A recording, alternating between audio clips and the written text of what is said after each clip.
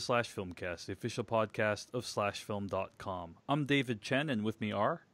Devindra Hardwar. Jeff Kanata. And Christy Pechko. Welcome to the show, everyone. You can find more episodes of this podcast at slashfilmcast.com. Email us at slashfilmcast@gmail.com. Today we're going to be discussing what we've been watching, and then we're going to bring you two full-on reviews. We're going to be reviewing Blind Spotting, and then we're going to be reviewing Christopher Robin, a.k.a. Jeff's salvation for the summer movie wager. Or not, as the case may be. So, a quick word on the summer movie wager, which is the annual wager whereby we attempt to compete to see who can guess most correctly the top 10 domestic box office takers for what's going... I don't even know what I was trying to say. Wherein we try to guess the top 10 films according to domestic box office. And Jeff, I think you're the only one that put Christopher Robin in his top 10. And yes. It's fair to say we were inundated with people who supported you by tweeting ticket stubs of themselves going to see Christopher Robin at the box office, going to see it in theaters. It's a beautiful thing. Beautiful. It was a real grassroots effort. For this big studio movie of a known property with A-list stars. I appreciate everyone's outpouring of support. I will say this: it's a little bit like. I do not wish to diminish the genuine goodwill that I received on various social media platforms and the sweet nature with which people sent things, but it's a little bit to me like talking to a family member and they're like, why did you just audition for Better Call Saul? You would be great on that show. Why don't you just audition for that? Okay. You know what I'm saying? In the sense that they're fighting some kind of losing battle? Or? They have no idea how things actually work. I see. Well, I think people were being a little tongue in cheek as well, as am I now. But your $12 isn't going to move the needle. I appreciate it. It's very sweet. But I feel like I'm going down in poo-covered flames. So Christopher Robin took in $25 million at the box office this weekend. It will not make the top 10, meaning Jeff's list is doomed.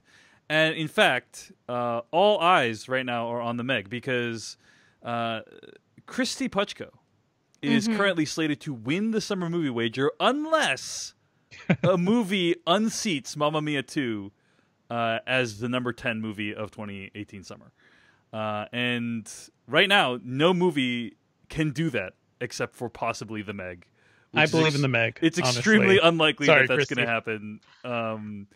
It's a thing that it's a cruel game because I love to root for a shark movie, and here we are, where I'm rooting against it in a purely selfish endeavor because I have a movie I want to make you all watch. So here's the thing. Here's my thing though. The Meg I've seen it. I have thoughts on it. You guys are going to talk about it next week while I'm on vacation, so you can have thoughts then.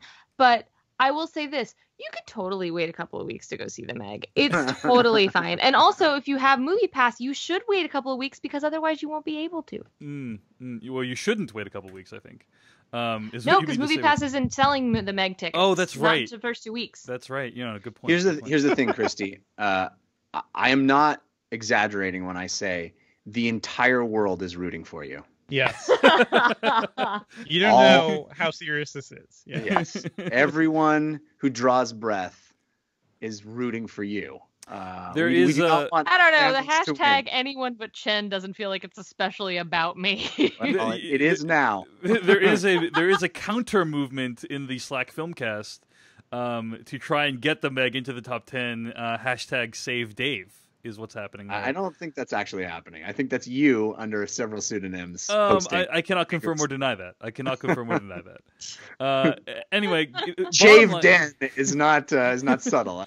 Bottom line, go see the Meg, I think is really what the moral of this story is. But yeah, feeling pretty unlikely the Meg's going to break top 10, and we'll see if it does. Speaking of terrible mistakes I've made, sometimes during the course of recording the podcast, mistakes can be made, and words can leave my mouth And as they're leaving my mouth, I'm like, oh, I wish I could just go and reach out and grab them back. You know, I wish I could just grab it, take it back. But you can't, because once you've spoken it, it's out there forever. And I messed up royally on the last week's episode of the podcast when I not implied, I straight up said that certain sequences in Mission Impossible Fallout were filmed using IMAX cameras. Of course, anyone with even an ounce of understanding of IMAX cameras knows that that is a ridiculous statement.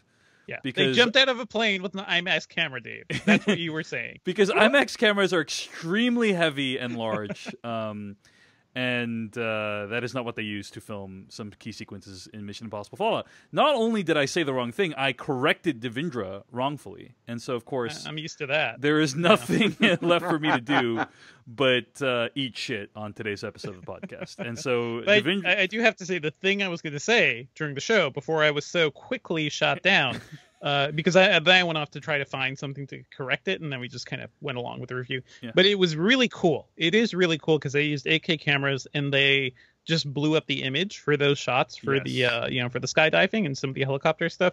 That's a really interesting technique, and I wonder if we'll see more of that in IMAX going Right. forward, especially as digital cameras get better. Yeah, so they invented these new kind of rigs to have these Panavision 8K cameras, and they're extremely light, and they're portable, relatively speaking, to the quality of image that they could get. And yeah, it is interesting to think about like whether we're going to see more of that, because they are able to expand that image to fill the entire IMAX aspect ratio. So anyway, sorry, Devindra, I formally apologize publicly on the podcast. Totally my bad. But yeah, they did film those sequences in digital, and it does look different than the rest of the movie, which was filmed on film. Okay. So yeah. Anyway, so correction over. All that said, let's move on to one other thing that I want to announce before we get to what we've been watching this week, and that is Avengers: Infinity War. We were able to get discs of Avengers: Infinity War, although. Well, hold on, let me just do that again. We were able to get Blu-ray discs of Avengers: Infinity War this week, and the Blu-ray releases on August 14th. And I gotta say that I've had a chance to look at this disc, and I actually listened to the entire 2.5 hour long commentary, which I rarely do. When was the last commentary you guys listened to? Can you guys even remember the last commentary you guys listened to? No, it's been a while. Yeah. Who has that kind of time? It's a good question. I mean, to be fair, I was doing other things. You know, like I was like, I put it on the background when I was like cooking or doing other things. You know what I mean? Haven't you? I think we mentioned on a previous episode long ago this idea that they should release those as podcasts. Yeah. If I could just listen to an audio, although there are a lot of, admittedly, there are a lot of commentaries where they just forget to talk and we're just listening to the movie audio for a while. So that would be annoying. But I think the Movies Anywhere app, if some of them have the special features for those things, so I think you could just like hit play on the commentary in there. I'd be into that. For some movies. That'd be neat. I haven't tried that. Yeah. Anyway, listen to the commentary, which features the Russo brothers, and I found it to be very illuminating. I don't know why. I don't know why I was drawn to this particular commentary, because it is a big investment of time to listen to a commentary. But I guess even though we were fairly critical of Avengers: Infinity War during our review, I still am really impressed with what they were able to achieve with that film. And the more I think back on it, the more I feel like that was such a bold decision. And we are living in a time right now. We're living in the time between the Infinity Wars, right? Or between, Avengers: Infinity War and Avengers 4. And it's a really special time because we have no idea how it's going to be Infinity resolved. Purgatory, Yeah, I guess. Yeah, and it's like a weird feeling because there's so much uncertainty out there, but it's also like a unique feeling because at no other time in the history of mankind will people not know how Avengers 4 is going to end. That's right. And we've waited thousands of years for this moment. There's just nothing else like this. 19 movies of build-up to the 20th movie payoff. That's an extraordinary thing. And to be extremely vague about Avengers: Infinity War without spoiling it, it kind of ends on a quasi cliffhanger. One could easily argue that it's a cliffhanger that it ends on. I mean, I think it's. I see what you're doing. Yeah. So anyway, I really enjoyed the commentary. Yeah. Yeah, I've heard good things about the commentary. I have not delved into the commentary, although talking about it makes me want to now. But I also received the 4K Blu-ray disc, and I excitedly jumped into the special features. And I gotta say, they're a little disappointing. They're a little disappointing, the special features. I think in general, I want to say something even more broadly than just this particular set of special features. It bugs me, and it seems to be a pretty common occurrence now, where the special features seem to be promotional material for the movie. They're like behind the scenes, but they're basically kind of snippets of interviews and a featurette that is, it seems to be doing the job of selling me on the movie. Yeah. And yet I already own this movie. I'm watching the Blu-ray because I own it. And it seems like maybe these were put together for some other purpose. And then since they had spent the money to put them together, they then threw them on the Blu-ray. But I prefer real detailed behind the scenes footage. And the Avengers Infinity War stuff is peppered with tastes of behind the scenes footage, to the extent that you realize there is a lot of behind the scenes footage they could be showing you. But it is much more like scenes from the actual completed movie, and then interviews of like, this is going to be the greatest thing. We put so much effort into it, and we worked really hard, and so many people's efforts came together to make this sequence. It's like, well, okay, tell me how, show me exactly what. I go to those featurettes hoping to see a glimpse behind the scenes, to see what went into creating these incredible sequences. And I found from that perspective, the stuff on these discs was really disappointing to me. Yeah, I think there is this, we were talking about, if you compare the featurettes for Star Wars The Phantom Menace and Star Wars The Force Awakens, right? One is an extremely raw look, warts and all, at the making of the film. And the other one is super polished, everyone towing the company line, like, making this movie was the best experience ever with no problems, Right. And that's just the way a lot of special features have evolved. And, it's so frustrating to me because I know what goes into shooting the components for those featurettes, as I'm sure we all do. And you'll see like the costume designer, and they'll show a maybe 5-second snippet of a line. And they sat down with them for several hours and interviewed them. And there's probably tons of interesting information. They don't just pull someone aside and get 15 seconds of quote. You sit down and you talk to them and you record all of it. And then they get like, this is the biggest project I've ever worked on. And that's like all you get from the entire featurette from several key members of the production staff. And it's like, no, I want to know what went into the guy building the set. And I want to know what the stunt coordinator, what inspiration he took and why he thought this character should move in this way. And I want to know how they did all this stuff. I mean, there's little bits of that. And there's the situation of the Wakanda fight. Like they cut an actual river into this place in Wyoming, I guess. Like they made a river where there wasn't one so they could shoot on a river. That's fascinating, but we don't see how. They just say that. They just go, oh, we made a river here. And it's like, I want to know all of that. And it's very frustrating that these have become what feels like really packaged promotional materials rather than sort of, revealing the secrets of filmmaking. Well, do you think that might be because, do you think they're spending less on promotional, like on these kind of materials because DVD and Blu-ray is taking a backseat to people like buying stuff digitally? I'm asking genuinely because I haven't actually paid attention much to special features since I don't buy physical products. I think it's less about that, and it's more just like there is no upside to showing a troubled production. Like what is? Well, but not even troubled. Like what Jeff's asking for is behind the scenes details. Like recently, at the Alamo Drafthouse, they did a 25th anniversary screening of Hocus Pocus, and to prepare for that, because I was doing the Q&A with Kathy and Jimmy, I watched a bunch of special feature stuff back from 1993, and there was a ton of it that like had come on special feature things throughout the years that now are online because online. And it was actually really interesting. I ended up going to that Q&A with like a better understanding of like how they made Witches Fly than she had. And I'm not trying to be like glib about that. She was basically like, I mean, yeah, I got on a rig and whatever. And I was like, did you know your puppets had human hair? And she was like, did not know that. But like that kind of stuff to me was really cool growing up because it's part of what allowed me access to understanding filmmaking and inflamed my passion for it. So it's interesting to me that what Jeff's saying is it seems to be that this kind of content is falling off, and I'm asking why you guys think that might be. Yeah, I think you make a great point. I mean, the first job I ever fantasized about having was being a special effects artist. And that's because as a kid on VHS, my dad recorded from Showtime, I think, the Dark Crystal making of. That's a really good one. And the Return of the Jedi making of. And both of those I would watch over and over and over again. And they showed Phil Tippett with the puppets, and they showed, it was fascinating stuff. And you get to see like, oh, this is how the magic is made. And I just recently watched the Mission Impossible,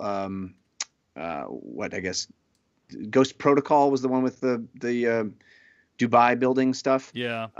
And that is a fascinating look at what it took to shoot that sequence. You really get a sense of all of the work they put into it and how difficult it was and how many windows they had to remove from the building and putting the cameras outside and what training crews did and all that stuff. Like, I eat that stuff up, like Christy's talking about. It is inspiring. It shows you why these movies cost what they cost. And I think perhaps it's because there's less value to these things, and we're in a digital age and people don't watch that stuff. But I wish that wasn't the case. I wish there was an outlet for all this stuff. And I feel like if you put those things on a service, if Disney ends up having a digital service, why not put cool behind the scenes features of your big digital movie? releases do get like all the same special features too. I haven't seen what's there for Infinity War yet, but it's there.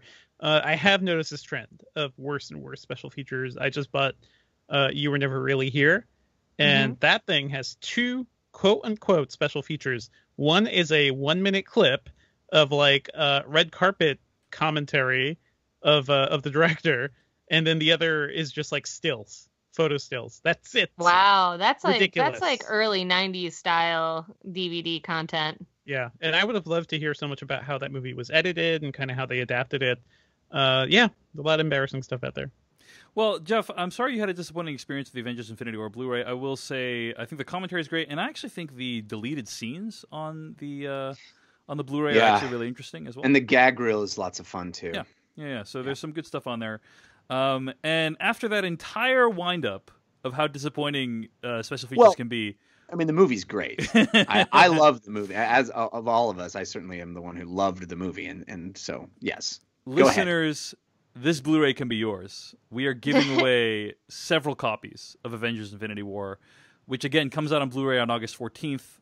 To enter to win a chance to win a copy of this Blu-ray, all you got to do is email /filmcast@gmail.com with subject line Infinity War by Friday, August 10th, 11:59 p.m. Pacific Time. U.S. and Canada only, no P.O. boxes. And in that email, Avengers Infinity War has been called the greatest crossover event of all time. And I want you to tell me what your greatest crossover event of all time is in that email. Doesn't have to be movies. Doesn't have to be, TV. Can be like any medium of any kind. Can be, books. Reese's Peanut Butter Cup. Yeah. Greatest crossover event of all time, Reese's Peanut Butter Cup. What is that a combination of, Jeff? Really? There's chocolate and peanut butter. There's peanut David Chen. Come on. Gotcha. Okay, no. I didn't. I guess, Jeff, the concept of chocolate and peanut butter feels so intuitive that I wouldn't even think of that. Like, it's so right. Why is that, Dave? Why is that? It's because they executed it so well, I think. It's because the Reese's Peanut Butter Cup. You're welcome. Yes. Yeah, no, that's right. Okay. So, what is your greatest crossover event of all time? Again, email /filmcast@gmail.com with subject Infinity War. By Friday, August 10th, 11:59 p.m. Pacific Time. U.S. and Canada only, no P.O. boxes. Okay. And we'll give some away by next week's episode of the podcast. Let's get to what we've been watching. Christy Putko, you've been watching some stuff. I have been watching some stuff. So, not to get back into the summer movie wager, but I went to see Teen Titans Go to the Movies. And guys, it's really great. I'm a little mad at all the DC people that didn't turn out for Teen Titans Go to the Movies, but fine. You guys don't want to support my picks? Fine. No, but like legit Teen Titans Go to the Movies. The concept is spun off from the show. The Teen Titans, Robin, Starfire, Raven, Beast Boy, Cyborg, and who am I forgetting? No, I think that's all of them. They are upset because they live in a world where every superhero has a movie and they don't, and they want one. And so it's their quest to get a superhero, a supervillain, like a nemesis, so they can have a superhero movie. And it's actually really funny, and I really like the show Teen Titans Go, but I was curious how they were going to be able to blow like these 11-minute shorts that are often very silly into something bigger and more satisfying. And I think they did a great job because basically is there a part where Robin says "fuck Batman"? No, there's not. And people have been making that joke and like, look, no, the Titans can do its own thing and be gritty and DCEU dark and whatever. This is so lighthearted and silly, but then also there are super dark moments. And I won't spoil them here, but if you go to Pajiba, I wrote about the darkest joke in this movie that still... Oh, it still delights me so much. It's so dark. It's great. But I won't get into it here. They released a clip online, but I know some people don't like to watch trailers and stuff, so I won't share it. But Teen Titans Go to the Movies is actually very fun because it is within the concept of Robin wanting to be in a superhero movie. They get to have a lot of commentary on superhero movies that feels really natural. So there's like jokes about DCEU stuff. Like you saw in the one trailer, they mentioned the Green Lantern movie, and they're like, but we don't talk about that. And like, then there's like deep cut stuff, like Nick Cage is in it playing Superman. Huh? Mm. And his son Kal-El does voice work. And there's just some really fun jokes about how the show works and everything. And then for people who Nicolas Cage's actual son is named Kal-El? Oh yeah. Did you not know that? Oh, I didn't know that. Oh yeah, you know, he's like deep in Superman. Isn't it weird that Nicolas Cage would do something strange? Yeah, Are we that is bizarre. Yeah. No, but this movie is super fun. I think if you like the show, you'll love the movie. I think if you're not familiar with the show, you should probably check out the show first. Not because you'll be lost, but you'll have a kind of sense of the style of humor. But what's a running joke in it is that that the Teen Titans aren't like serious enough to be heroes. And so it has a lot of fun with that premise, and it's just very silly. And like, if you know DC Comics, there's a lot more stuff you can get out of it because there's references and all these kind of things that zip by. But it was really fun. My husband tends not to go to screenings with me very often because he's gone to some really bad ones.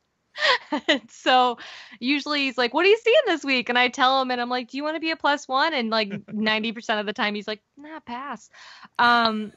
So, you know, it's like after a long day of work, he doesn't necessarily want to go with me to see whatever weird, depressing thing I might be seeing. But like Teen Titans Go, he was like, do you have a +1 for that? So like we went together. We had such a good time. We were like giggling the whole way home. I really recommend Teen Titans Go. And I know some people hate Teen Titans Go because they blame it for the cancellation of the Teen Titans 2003 show. You should be excited for this movie. I won't say why, but if you go to sci-fiwire.com, I wrote about that specifically for fangirls and get into the spoilers there. But yeah, I think Teen Titans fans will also be very pleased with this movie's existence. I gotta ask you, Christy, what is the worst film that you've gone to see with your husband? Like, what's the movie that you're like, well, you know, at least it's not one of those again. Well, not like, I don't know what I would say is the worst one, but I remember he was like really bummed about Elysium. Yeah. Like, Oh yeah, That is bad. We were all bummed. Yeah, We were that's all pretty yeah, bad. I remember he came out and he was like pointing out all the plot holes, and like I swear to God, like all the other critic friends of ours were basically like taking notes because like he just he's I mean, he also works in the industry. I don't want to talk about him too much because I try to give him his privacy, but he is not a public figure, but he's really sharp with story and stuff. So Elysium drove him really crazy, and he was pretty bummed out. I appreciate how long ago he was burned and how deep Yeah. that scar The has gone. psychic Yeah, it's gotten real scars. deep. But no, he goes to some stuff with me. I remember he wanted to go to the Meg, but like he couldn't get out of work in time, so he was pretty bummed he couldn't go see the Meg. But yeah, he like, you know, he's good for like yeah, I don't know. I don't want to try to speculate on the kind of movies he wants to go see, but sometimes it's just an issue of scheduling, and sometimes it's just an issue of him being like, that sounds not like how I want to spend my Monday. And I'm like, that's fair. Like, I don't really get that luxury of being like, I don't feel like I'm in the mood to see this really upsetting political drama. That's my job. That's what I do tonight. Well, that's Teen Titans Go to the Movies, and I've actually heard it's a fun time. despite the fact that it didn't make it into the top 10. It's my last week to point that out, Christy, because your victory is imminent at this point. So we'll see. I don't want to call it too soon, but knock on wood. Yeah, we'll see. But I mean, like Teen Titans Go to the Movies, regardless of Summer Movie Wager. I think it is super fun, and I feel like if you have young kids, like they had like children in the audience with us, and they were having such a good time because it moves really fast and there's a lot going on, so they're not going to get bored. Jeff, what were you going to say? I was going to say the fact that she even put Teen Titans on her list and can still win is a testament to how bad the rest of us are. Oh yeah, we're all awful. Yeah. I mean, yeah, terrible. Not even close to getting it right. So, okay, Christy, what else are we watching? This weekend, I caught up with A Very English Scandal, which is a miniseries on Amazon Prime. And it was something I kind of heard about in passing a few weeks ago. And I was like, oh, I like Hugh Grant. I like Ben Whishaw. Let's do this. And I did not know anything about there was once a British Liberal Party leader named Jeremy Thorpe. And he had a huge scandal that involved his gay lover, and this was a big deal because in the time of their affair, being gay was illegal in England, and it's a historical docu-comedy. It's quite fun. It's quite English. The sense of humor is kind of cheeky and fun, but it's also dealing with these issues of about being closeted and about when your society shuns gay people, how it affects society, and not just these men who are being shunned, but also like the ripple effects it has throughout, their lives and the lives of the people who love them. And it's really great. I mean, like I've turned it on kind of out of an idle curiosity, and it's directed by Stephen Frears, written by John Preston and Russell T Davies. So there's like a lot of names that like should get you excited about the concept. And I don't know, I fell for it really fast, and I enjoyed it so much that once I watched it, I kind of just wanted to put it on again, because like the energy is so interesting, and the story it had to tell was so fascinating, and the way it works its politics in feels natural but also subtle. Like it's not forcing its message down your throat. It's really kind of allowing you to fall into this world and meet these people. And there's also just a lot of great English actors watching it that I was getting excited watching, because it's like I watch a lot of British TV, as we've talked about before, and I was like watching being like, who's that girl? And I was like, oh, she's from Torchwood. And it was just really fun to kind of have those discoveries as I watched it. But yeah, it's on Amazon Prime. I won't get into the history aspects too much because I feel like most of your listeners are American, and so you probably don't know anything about this, because I sure as heck did not. And learning about it was really fascinating and fun and interesting. And I just thought it was great. And it's both a role that Hugh Grant is like totally perfect for, and also one I didn't expect him to play, because it's a slightly different version of Cad than he tends to play. And he's great in it. And Ben Wishaw's charming and interesting. And it's just such I don't know, it was a real surprise. Like it was something I kind of threw on a whim and was just completely enraptured by. Very cool. That's A Very English Scandal, and it's on Amazon Prime. Okay, I want to mention something real quick. Have you all heard of The Staircase? The Netflix, now Netflix original series. It used to be, I think, on Hulu, I want to say. But it is now on Netflix and has 3 additional episodes. Just that same thing, or did they like re-release There's it? 3 new episodes. Yeah, they re-released the original 10 episodes of The Staircase. Okay. And then they I guess commissioned 3 additional ones. Mm-hmm. So the Staircase, for those who don't know, is a 2004 French television miniseries by Jean-Xavier de Lestrade. And I'm going to talk about the premise of The Staircase, like and everything you find out in the first like 30 minutes. So if you don't want to hear that, then skip ahead. But it documents the trial of Michael Peterson, who is convicted of murdering his wife, Kathleen Peterson.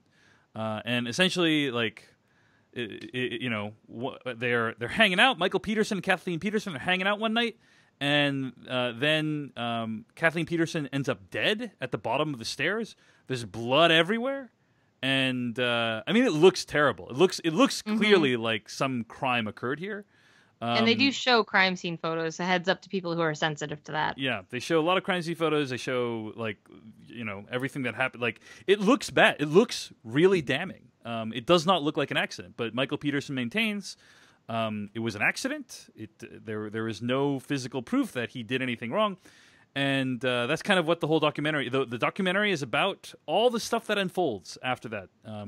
There is a court case and other developments that I won't give away. And actually, Jeff Kanata, when we first talked about Making a Murderer, a few people emailed in and they said, "Hey, like, Making a Murderer is fine, but you should really watch The Staircase." I remember, yeah. And it feels weird. And we got right on that. Yeah, we totally did. It feels really weird to compare true crime documentaries, because at the end of the day, they are not simply entertainment; they are documenting actual people's lives and the tragedies that unfold within them.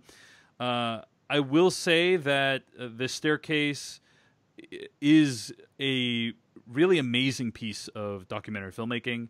The access that they got is pretty incredible. I don't think any other documentary I've seen goes as in-depth into the building of a defense and then showing you how the defense plays out in court than The Staircase does. But it is clearly told from the perspective of Michael Peterson, and it's clearly in the tank for Michael Peterson. It's very, very much rooting for Michael Peterson. There seems to be very little doubt in the filmmaker's mind that Michael Peterson is innocent. And to further support that position, one of the filmmakers, the editor, I believe, actually had an affair with Michael Peterson during the making of the documentary. So, and by the way, that affair is not disclosed during the entire documentary. So you just kind of need to just take it on an article of faith that they're being impartial. But this is a thing where I thought, hey, let's just put this on, see what this is all about. And I did that on Thursday, and by Sunday I had finished the entire 13 hours. Oh, wow. I've never gotten through that one. And I'm a true crime buff, but that doc just, I don't know. I can't with that one. I mean, it is nonstop tragedy, really. Like it's not just that though. It's like you said, it's just so icky because they're constantly around the Peterson family, but it's like, it doesn't, I don't necessarily have a problem with the documentary feeling impartial because I feel like, frankly, when you're dealing with a lot of these things, they aren't impartial. You like a lot of this stuff, you have to make a judgment call because the facts aren't going to tell you everything. But I take issue when a documentary chooses not to acknowledge that. And I feel like the documentary is giving you hints that it's in the tank for Michael, as you put it. But as you said, like, it doesn't want to own up to it. And like, it made me sick watching that documentary because I don't know if he did it or not, but the movie makes me, that miniseries makes me so uneasy because it's giving him the benefit of the doubt so much. And like, even when they bring up the stuff that happened in Germany, like I was losing my mind and it felt like I was on my own because the documentary is like, I mean, a lot of people die on staircases. And I was like, do they? Do a lot of people? Like, what are we talking about? The leading killer of people in the U.S. is staircases. I mean, that's effectively, I'm honestly just shocked. The only thing they didn't seem to go into, and I didn't watch all of it, but it's like they never went into the owl theory, which is like the most notorious aspect of this case. I've heard of that, and I haven't even seen this thing. Exactly. I do have to say, though, that relationship sounds like some next level true crime documentary stuff. Like, I am in the middle of having intercourse with this man right now. Let's see what he has to say about season 3 of Serial. I don't mean to imply Sarah Koenig would never. That was a dumb joke. I'm sorry. But no, anyone, yes. I do want to see a documentary about the woman that does a documentary about the dude that killed his wife and is like, I'm kind of into him. I need to know more about her. That's a thing. I know it's a thing, and I need to see a documentary about that thing. And then a documentary about the people watching the documentary about the women who made about, it's documentaries all the way down. Just documentaries. Yeah, so I think it's totally logical. And just so you know, Christy, my wife, who actually used to live near the area where this crime took place and heard about this case every day for months on end, she had the exact same position as you. She's like, I can't watch this. I can't deal with this because she already lived through it, so she doesn't need to go revisit it. I don't mean to imply it's a moral position. It made me very uncomfortable, and like I was just like, I can't do with this. Well, I think what great true crime document. Despite all of this documentary's failings, and there are some in terms of the information it chooses to leave out and chooses to leave in. What great true crime documentaries do, in my opinion, is leave you, the viewer, the space to decide whether you believe the person did it or not. And I actually feel this documentary does that. I get to the end, and I still don't know whether or not he did it. And this documentary allows you to draw your own conclusions, and I like that. I think that's true of a lot of great true crime documentaries, like Making a Murder did the same thing.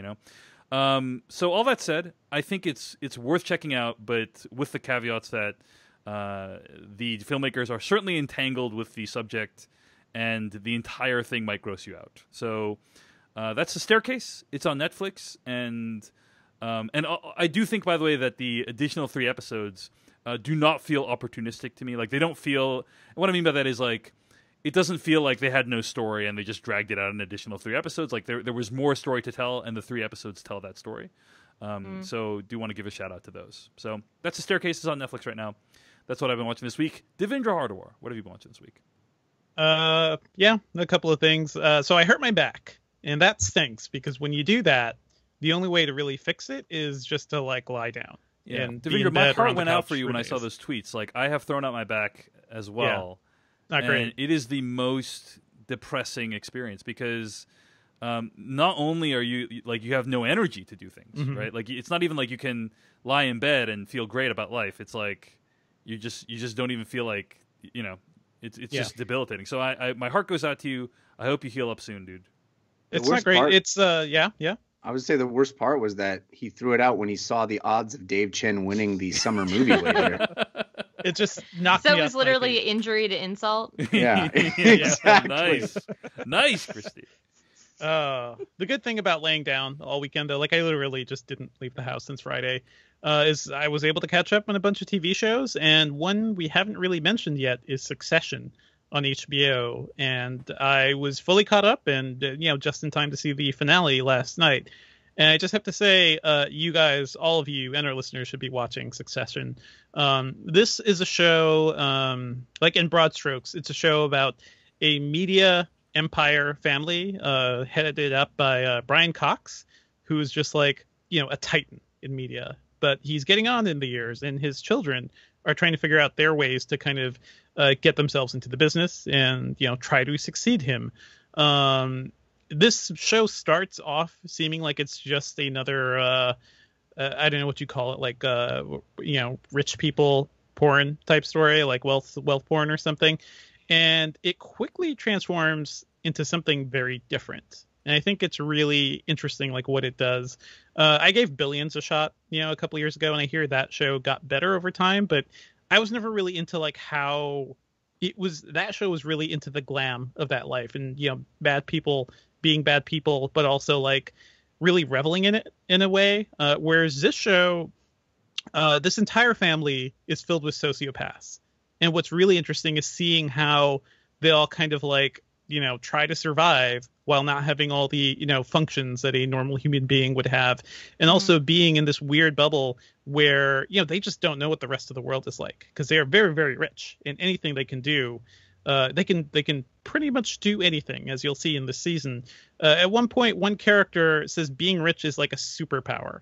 And I thought, man, that's actually a very good point, at least in the way America works right now. So I think overall this show is a great exploration of, like, the post-capital era, the post-capitalistic era we're in right now. And the cast is amazing. Brian Cox, just, like, being his full-on, like, hardcore strongman. But let me see here. Jeremy Strong plays his second oldest son. He's the one that's trying to really finagle to take control of the whole business. Who else is in here? Kieran Culkin, who's amazing. And exactly like when you cast Kieran Culkin to be in a role, he's sort of like the screw up guy that still ends up failing upwards in a way. Perfectly cast here. Sarah Snook, who I really enjoy. She's been in a bunch of stuff lately. Great, strong cast. And Matthew McFadden as the guy Matthew McFadden, I just have to say, it is really love great him. seeing him. I love him so much. I saw him back in Spooks back in the day when Spooks was trying to be like the 24 successor on the UK side. But most recently, he's been in a ton of like historical dramas, most recently in Howard's End. It is really hilarious to see Matthew McFadden play like an in-law. He is dating Sarah Snook's character, and he is kind of an idiot, but also kind of more relatable than everybody else in the family. And there are points where he gets to have his own little antisocial tendencies come out too. And it's just delicious seeing like, the lowest person in the rung who clearly sees a weaker fish and is just like, I'm gonna, fuck this guy's life up a little.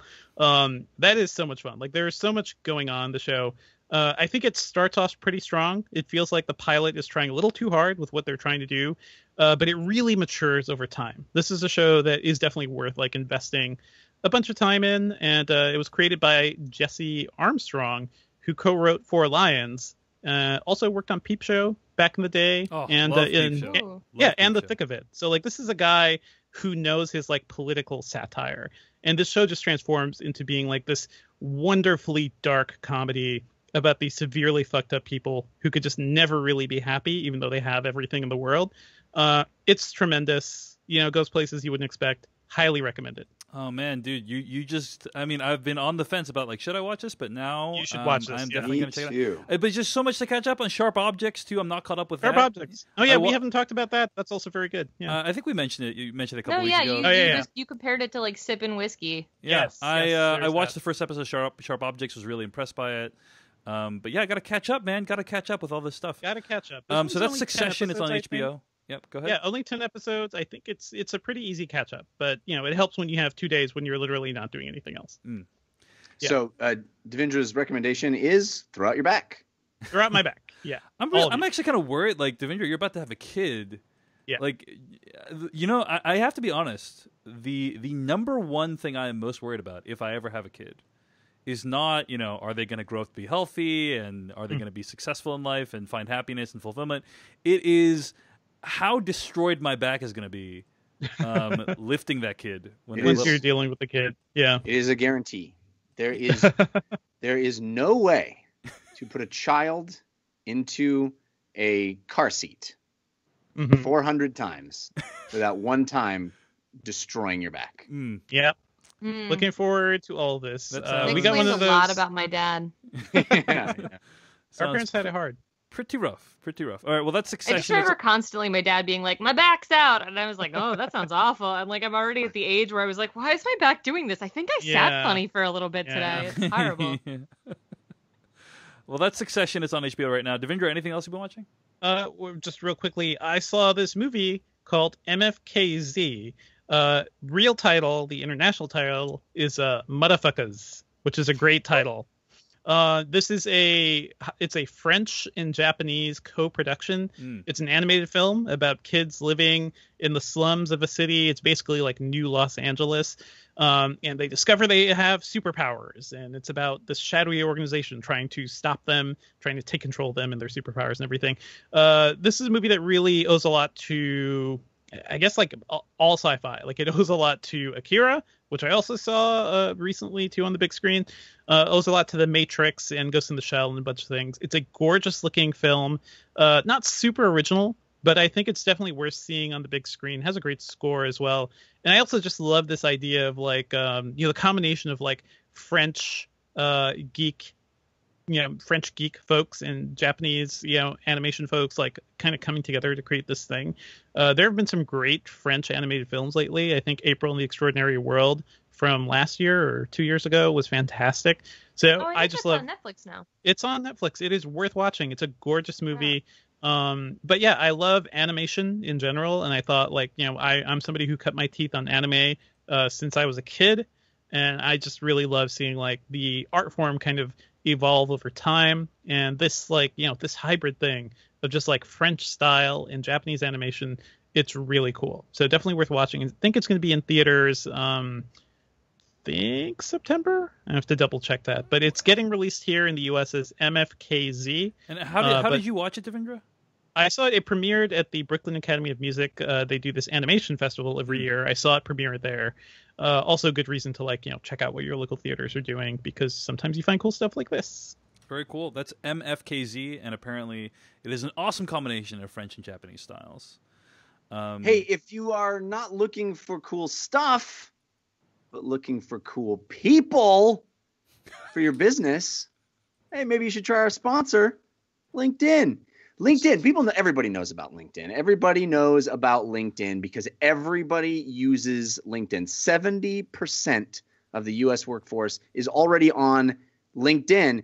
But if you're an employer, that's where you should be going to find your employees, because everybody's already there. In fact, a new hire is made on LinkedIn every 10 seconds. That's crazy. Businesses rate LinkedIn 40% higher than job boards for delivering quality candidates because everybody's there. Everybody's got their connections on LinkedIn. Everybody's got their resumes. It's the world's largest professional network. People go to LinkedIn every single day to grow professionally, discover job opportunities. It's where you should go if you need people for your business because everyone's there already. Why not? LinkedIn Jobs matches people to their role based on more of who they really are. It's not just resume.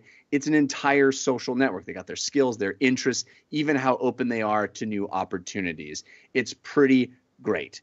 Businesses love it. People love it. So check it out. If you go to LinkedIn, if you hurry to linkedin.com/filmcast, you can get $50 off your first job post. That's linkedin.com/filmcast to get $50 off your first job post.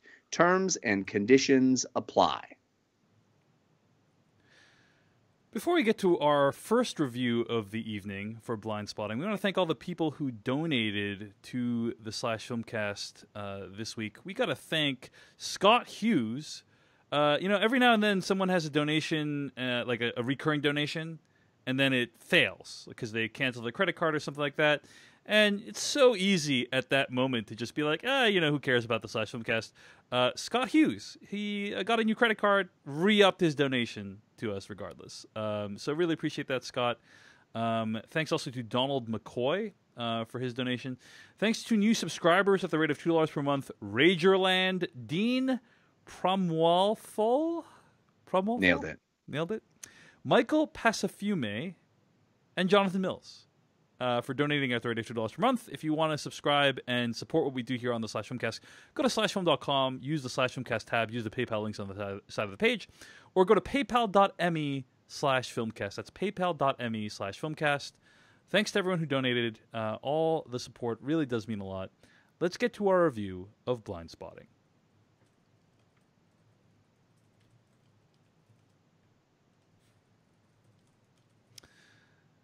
That was from the trailer for Blind Spotting, and this is a movie directed by Carlos Lopez Estrada and written by Rafael Casal and David Diggs. I'm going to read the plot summary from IMDb. While on probation, a black man begins to reevaluate his relationship with his volatile best friend. Blind Spotting is a movie that is kind of sweeping the indie circuit right now. It has gotten tons of really positive reviews, so I was really interested to check it out. And Christy Puchko, you were able to check it out this weekend, right? In preparation for the podcast. What'd you think of Blind Spotting? So I've been meaning to see it since South by. It premiered at Sundance and then it hit South by, but I got caught up seeing a bunch of other stuff there and didn't get around to it. And then I missed it when it first came out. So yeah, I was a little slow to catch up on this one, even though everyone I know was like, "Oh my God, it's so good, it's so good." But that was kind of all they were saying. It was like, "It's so good." So it was that kind of. I knew roughly what it was about. I knew that it involved the premise we talked about. I knew it involved rapping, which of course it does because David Diggs is a rap star. For those that are not obsessed with Hamilton like I am, he is amazing and won a Tony for it, I believe.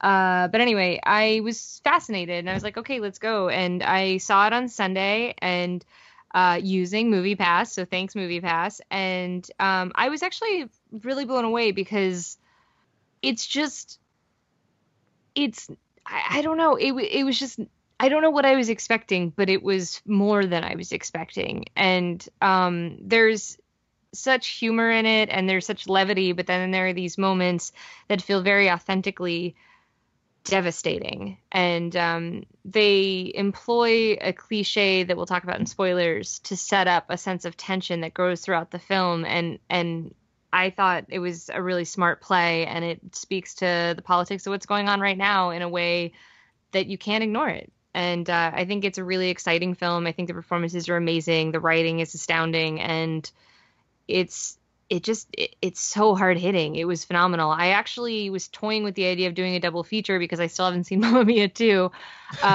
which I know they that totally dumb, go but together. That's a that's movie kind of my sandwich. problem. Like the way the screenings worked out, I couldn't do Mamma Mia first. So I was like, I'll do Blind Spotting and then I'll do Mamma Mia. And I got out of Blind Spotting and I decided like I couldn't see Mamma Mia because I wanted to sit with Blind Spotting. Like it gave me so much to think about, and it gave me so much to like experience that I didn't want to just dive into something else. So instead of going to see Mamma Mia 2, I like went for a long walk and just thought about the movie, and that felt really special. Very cool. Devendra Hardwar, your thoughts on Blind Spotting? Yeah, I talked about it briefly last week, actually, I think, or 2 weeks ago. But I just want to say, like, this movie is incredible. It feels like, I said at the time, like, it reminds me of Spike Lee at his best. Just the way it kind of balances the reality of people just living their lives and going through, their normal lives, and, the happiness and the sadness that entails. And then on the other side, there are just moments of absolute emotion and pure like dread and fear. And there's a lot going on. Like it's balancing all of this on a knife edge. So I thought that was really fascinating about this film. It's a movie talking about gentrification. It's a movie talking about changing Oakland right now. So it feels just as fitting as something like Sorry to Bother You as well, another Oakland movie. So really cool that we're getting to see, these interesting stories right now, telling us something about a changing landscape like Oakland. But also Oakland also appears prominently in Black Panther this year as well. Yeah. Like it's Black Panther starts there, and I think that's all very important. Like we're definitely seeing art coming out of these communities that I think is very fantastic, and is showing people sides of things that they may not normally get to see. But yeah, I would definitely relate this movie to something like Do the Right Thing. It feels a lot like the Do the Right Thing for today. Where so much of it is just people hanging out and being friends and doing, just having fun together. And at the same time, there's like this underlying feeling of anxiety and this, potential eruption of violence that could happen or could not. But at the end of the day, like what this movie is about is how people kind of exist in that space. The trailer for this movie kind of sets up the plot. So I will mention like one thing, like a police shooting plays a big role in this movie. And I was fascinated how it just it wasn't handled in the way I thought it would be. This isn't a movie about like a quest for justice or anything, because you see terrible things happen in your life all the time, and it just kind of eats away at you. You can't do anything about it. And it's a movie about that, basically, just like trying to do what you can to exist in this world, even though you don't have control to find justice everywhere. Jeff Kanata, your thoughts on Blind Spotting? I think it's my favorite movie of the year so far. It absolutely blew me away. I was so impressed with how it could achieve so many disparate tones and turn on a dime from one to the next. There are moments of complete silly, almost cartoonish humor, very exaggerated, silly humor that's really fun and plays great. And then the next moment, it is deadly serious, absolutely topical and profound. And the fact that the movie can sort of dance between those things with such dexterity, it is amazing and moving.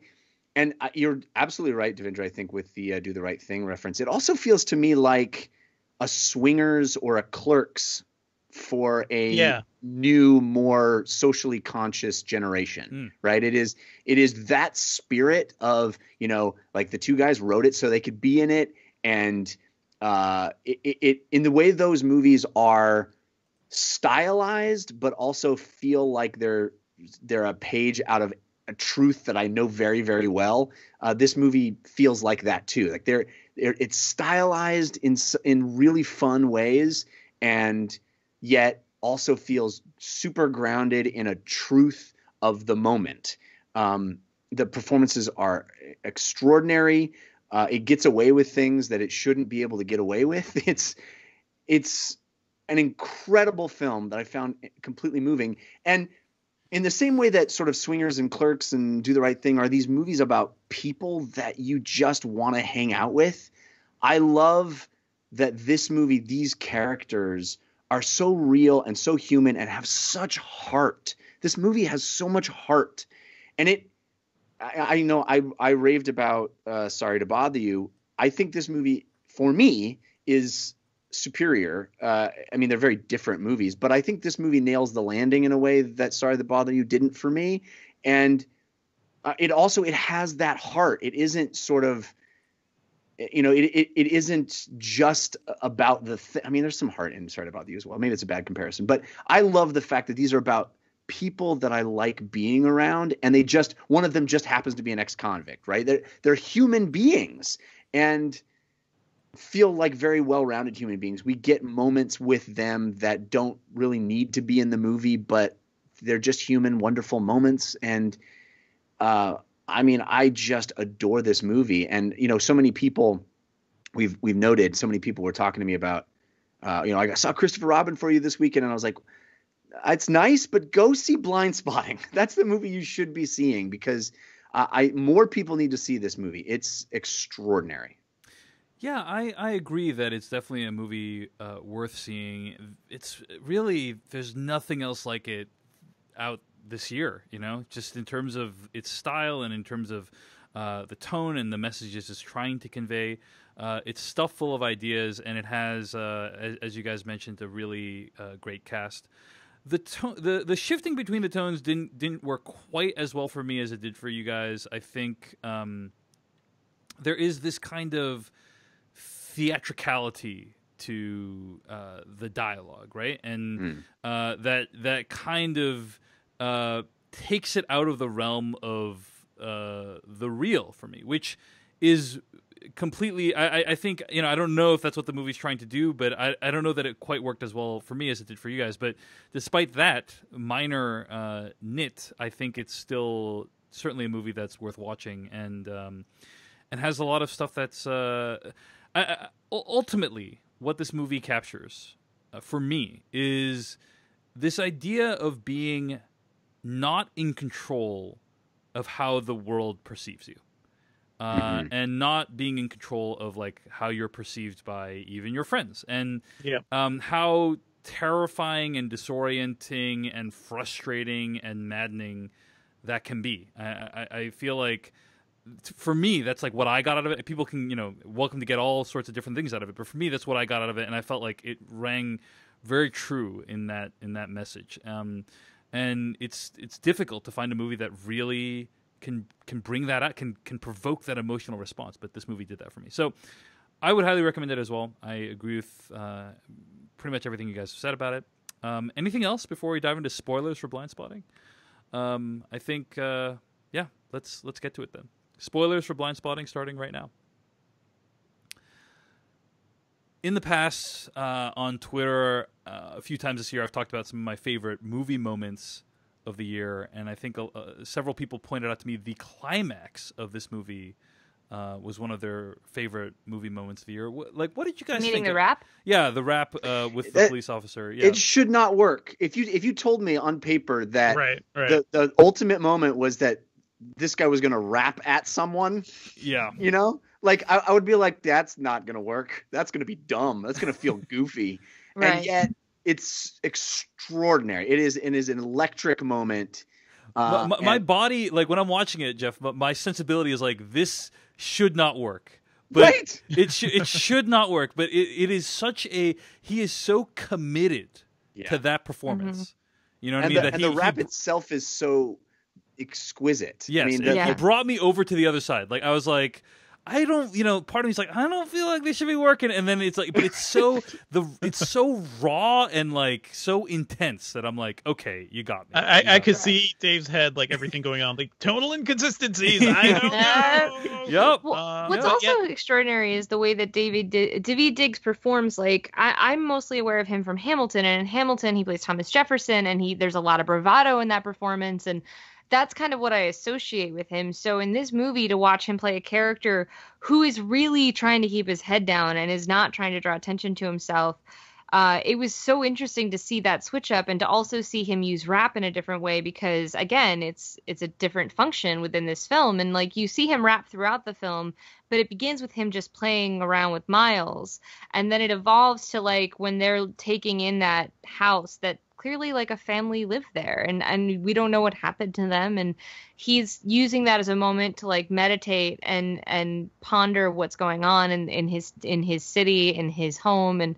And like it's really beautiful and elegant, but it's like then it comes together. So the rapping within the film has an arc, and I think that's why that finale works so much for me. Because yes, on its face it sounds absurd that like, okay, so he comes face to face with evil cop Ethan Embry who shot the guy and he raps at him. Like that sounds dumb. Yeah. But the whole setup for the scene too is like it is really trying to make you think a lot of things, right? Like, oh, the alarm's going off. What is Right. the alarm mean in I this? thought the He cops took were off. going to get called. Yeah, the cop were going to get called. Right. He was. I think he was just wearing a T-shirt by that point. Right. Right. He wasn't identified as one of the workers who should be there. Like so many things to make you think like this shit's gonna go bad. Right. Like whatever is Right. gonna happen here, and It seemed like so many Yeah. red flags from like a million posts from like the route where like, some neighbor was going to call and being like, no, I know they have a moving van, but there's a black guy. They're totally robbing that Yeah, place. Like my mind started rushing to all these headlines I've seen. Yeah. Sorry. I interrupted you. Go on. Sorry. No, I think you were totally right. I may have interrupted you, Christy, but the whole setup for the scene, I just have to say, is masterful. But let's talk more about this. There's one I wanted to mention as well. Well, The problem I also had to get over with Ethan Embry being the cop is I recently watched Sneaky Pete, and he's such a goofball in that show, and it's like he's supposed to be this menacing, scary kind of. Oh, I bought it. I didn't recognize him at all. Like in the beginning, it said Ethan Embry in the credits, and the whole time I was like, "Where does Ethan Embry come up?" And then I forgot about it, and then in the end, when it did the credits again, I was like, "Oh my god!" Like I've seen him recently and stuff, but it was just he's not goofy Ethan Embry. So again, he was completely transformed to me. It was unnerving. Devendra, I think you brought up a really good point in the pre-spoilers about how this movie does not take the path that you think it will take. Mm-hmm. It's interesting because in the trailers for like before this movie played, and I've seen the trailer elsewhere. There, I saw a trailer for The Hate U Give. Have you guys seen the trailer for that? Yes. Yeah. Yeah, Yes. which is like that is what I thought this movie was going to be. Like it is about Right. person seeing their friend getting shot by a police officer. Right. Seemingly unjustifiably, and then like this whole activist, movement that occurs as a result of that. And I thought, oh, this is going to be like a very similar movie to The Hate U Give, but it's not that at all. You're right. It's not about how these horrors can incite action. It's about how like this horror for Daveed Diggs' character is like suppressed and stuffed down because it's like what he needs to do to survive. Right. And in that way, it is more heart-wrenching in than potential other permutations of the story. Christy, what were you going to say? What I thought was fascinating is that there's kind of a Chekhov's gun thing going at play, right? And it's like on two fronts, because the very first scene after like that we start the story, because you see the scene before he's been convicted or whatever, and then it's like 3 days before probation ends, and he's in the car and it's the gun deal. So in that first scene there, it sets up Miles has a gun. Miles should not have a gun. That is clear right away. So you think of Chekhov's gun, the idea if you're going to introduce a gun in the first act, it better damn well go off in the second, right? So you're watching that gun. You're always waiting for that gun to come up. But then they kind of flip it where they also introduce the cop shooting. And that's like also a Chekhov's gun effect where you've seen a gun go off. And now it's kind of like you're waiting for the impact to hit. Like we've seen the character who doesn't get a name go down, but we have to see how that impacts Daveed Diggs' character. And so it's like throughout the movie, there's all these moments where like whenever Miles' child gets the gun, my heart was in my throat because I'm thinking we set up the gun, this is what happens. And then that's not what happens. And then they go to the party and you're like, oh God. And like, I thought the way they used the tension of these things was amazing. And then it's like, even after the party, when the gun goes off, Miles gets away with it, right? And it's again, Colin has the gun, and Colin is walking down the street when a cop car finds him, and it's like this gun is just a harbinger of doom, Right. and of like it was just really astounding how the gun changes context scene to scene, but it's always held in this light of like this brings on problems, this does not solve problems. And it's not in your face about it, but there's a very strong political message in that. And then on top of that, you have the messages about like white privilege effectively by comparing the two lives of Miles and Colin. Mhm. And that was, I did not expect that. I was really taken aback by how elegantly that story is told, and how the story confronts it and how the characters confront it after the party. The scene in the parking lot was just riveting. That was actually the highlight of the film for me, not the final wrap. It was that scene when all this tension between the two of them, all the unspoken things, just kind of boil over and spill out into the open. And the way they play it with so much frustration, like there's just it captures that feeling, like you want to communicate this feeling to this other person who's been in your life for a long time, but you're unable to. I do this in my own life. I call it the Slash Filmcast, actually. But yeah, I mean, I really love like the really well acted and kind of just.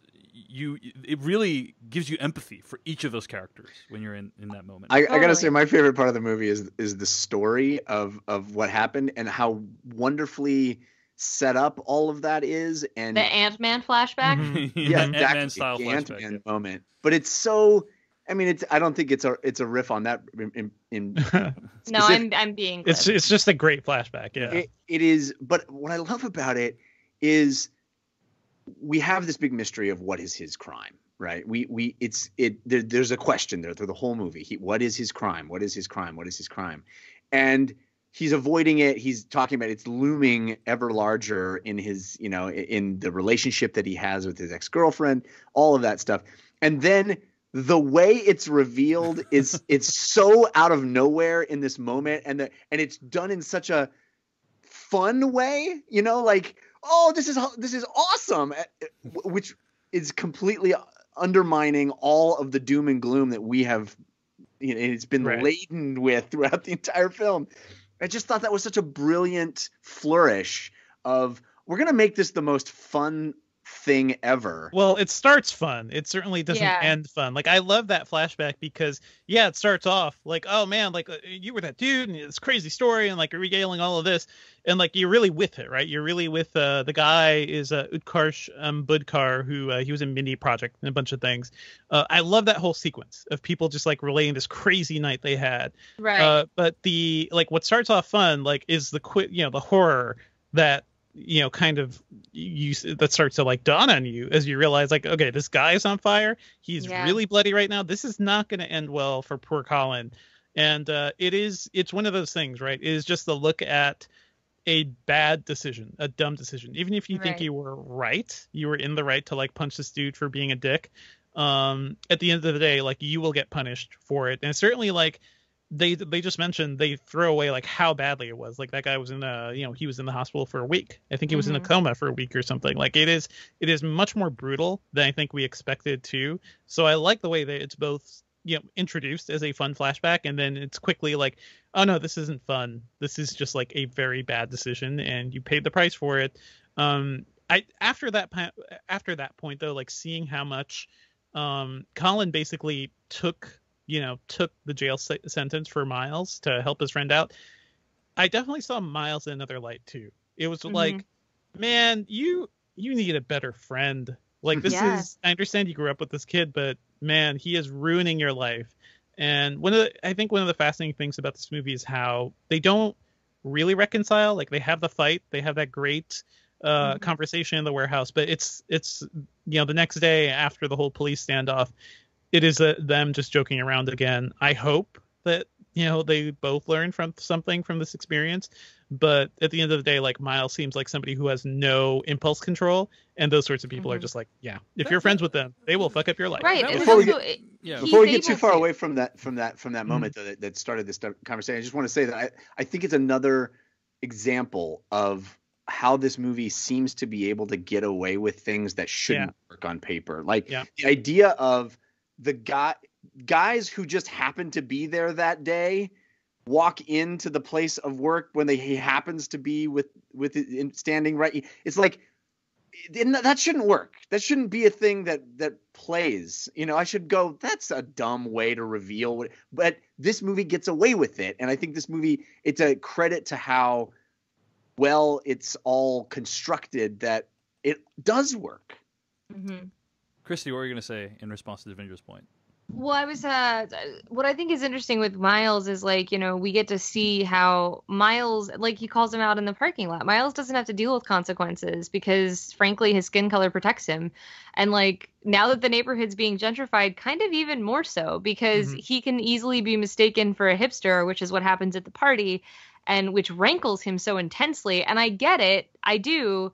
But it's also like he just doesn't have to go that far. And it's like Miles just has, as you said, like there's no impulse control there, but there's no lesson for him to learn either because he's clearly lost his temper before. He's clearly done dumb shit before, but he always gets a near miss. He doesn't go to jail. His kid doesn't shoot himself. Like, it doesn't seem the cops are going to catch him for beating the shit out of a guy at a party. There's no repercussions. So there's no incentive for Miles to do any better.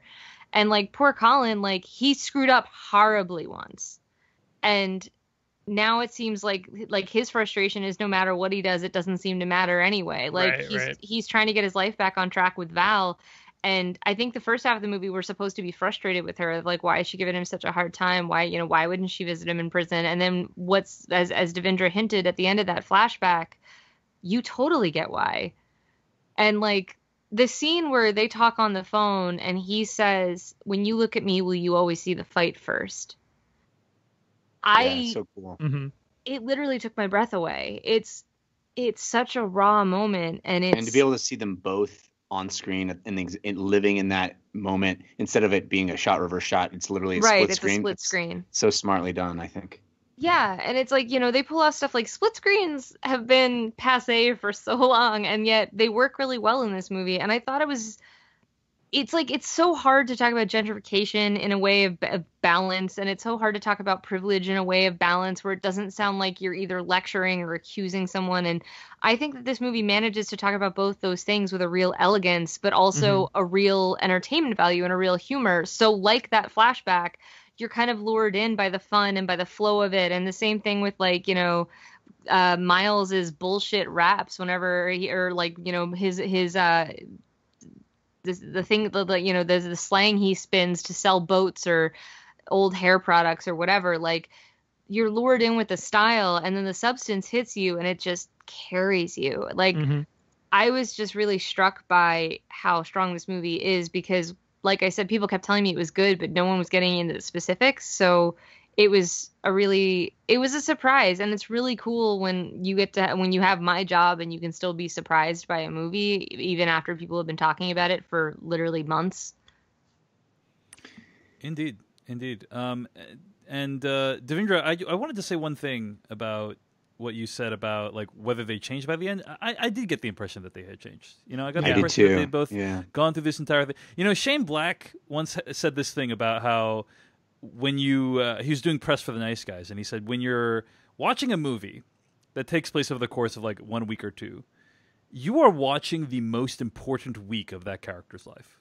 Like that is his kind of philosophy of making movies and writing movies, is like, you're watching the most important week of their life, because otherwise, if it's not, like, why would you bother telling that story? And that's kind of how I felt about this movie. Yeah, go ahead, Jeff. Sorry, I didn't mean to interrupt you there. You get a clear sense of it when he has that sit down with his wife at the table, and Miles is, he's a very changed person in that moment. He comes in beaten and bruised, and yet there's still an explosion of anger there. But then, he asks her not to use the N-word around him, and it does feel as if he has had a paradigm shift. Yeah. But in reality, we know that character change is never a straight line, or it usually isn't. And I'm not saying like everything's great from now on, but I do think like they're on a better path now. That's my feeling about it, at least. So anyway. Any other thoughts before we wrap this up? I just wanted to mention the scene with the kid after words, where he goes outside to play with Colin, and Colin chastises him and points a finger and says, "Stop it." And the kid throws his hands up and says, "Don't shoot, don't shoot." Mm-hmm. I mean, yeah, because there are pamphlets for that to teach your kids how to protect themselves. Right, from and the when I cops. saw the like, pamphlet, oh my God. assumption, it said Yep. the talk. I thought it was going to be a sex talk pamphlet, and then when they reveal what it was later, I mean, that was a moment where my own white privilege kicked in, where, like, that's not a conversation my parents ever had to have with me, because I have a protection in that I am a white girl. And, like, that's something I was aware of before going to see this movie, because of a friend of mine who talked about that experience with her own children. But to see it in that context, to see a kid that little, and to see a kid that little being taught it as a game so that they understand the reaction they need to have, but also so that they're not scared. Like, I mean, the movie just has those moments that are so artful at expressing the trauma that we are inflicting as a society right now. And that was part of why I needed to just walk with it for a bit. And I'm astonished by this movie, and I'm really grateful for it. I think that they put together something extraordinary that speaks to where we are and speaks to where we need to go. All right. Well, that is our review of Blind Spotting. You should go see it. It's out in theaters right now. And thanks for listening to our review. We're gonna go. We're gonna move on to another review of Christopher Robin. But before we do that, Devindra Hardawar, you have not seen Christopher Robin. I have not, because you have no interest Sorry. in seeing it. And you really don't want Christopher Robin spoilers. Yeah. Yeah. I think it has to do with bears. Yeah. So you're gonna peace out, Devindra. Where can people find more of your work? Oh, you can find me on Twitter at Devindra, and I write about tech at engadget.com. I have some cool stuff coming up, including a piece about MoviePass, which should be up by the time this podcast goes up. So check that out. Very cool. And please, guys, send Devindra your well wishes at Devindra on Twitter. I assume you're still recovering, Devindra, from your back injury. It's been kind of a struggle just sitting up for this podcast, but it's getting better. That's the thing. Just All right. laying down. Best That's all you have wishes, to bud. do. Yeah, Thank you, feel better guys. soon, dude. Feel better. Thank you. And, Yeah. we'll see you later. Later. Bye, guys. All right, let's get to our review of Christopher Robin. Now that we've had that intense conversation, great yeah. time to dive into Mark Forrester's latest.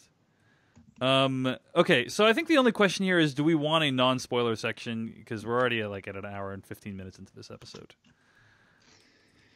What do you guys say? Does anyone what do you consider spoilers? I think anything that happens in the I don't know. This movie has so little plot. Right? That's why I don't. That's what I'm necessarily saying. know Is what like, you let's mean just when- say we're gonna spoil up front because we're basically gonna talk about the whole thing. I think. Yeah. I- Also, this isn't a plot heavy movie. So if you haven't seen Christopher Robin, honestly, if you haven't seen Christopher Robin, I don't understand why you'd be listening to this anyway. I disagree. I think honestly, this would be one of those movies where people are like, I'm going to listen to this last filmcast to find out if I should go see this. Okay. I don't know. So let's not talk third act stuff. Yeah, that's We what could I just was do real brief, non-spoiler Yeah. stuff and then move on. Yeah. Okay. Okay. Sounds good. That was from the trailer for Christopher Robin, the newest film by director Mark Forrester. I'm going to read the plot summary from IMDb. A working-class family man, Christopher Robin, encounters his childhood friend Winnie the Pooh, who helps him to rediscover the joys of life. All right, so we're going to give our brief thoughts on the film and then dive into spoilers because it's going to be hard to talk about this movie without spoiling at least some stuff. But Christy, you were really excited to talk about this on the podcast today. Why was that? Because I hate this movie. Okay. I hate it deeply. I love Winnie the Pooh. I grew up with the Disney animated cartoons more than the books.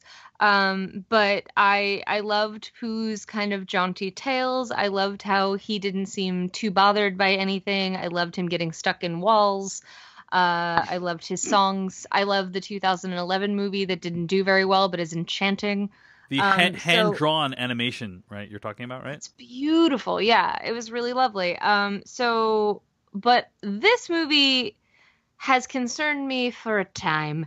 And it was because when they announced it, one, focusing on Christopher Robin, which, if you know anything about the real Christopher Robin Milne, his life wasn't awesome. Two, they like announced they're like, oh, Alex Ross Perry's gonna write this, and I was like, oh, the guy known for like ennui navel gazing dramas, sweet.